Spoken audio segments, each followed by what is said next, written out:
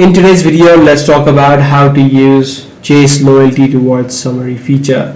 Now, in order to do this, you need to use the Chase Ultimate Rewards platform, which could be easily accessed through the online banking or through the mobile banking as well.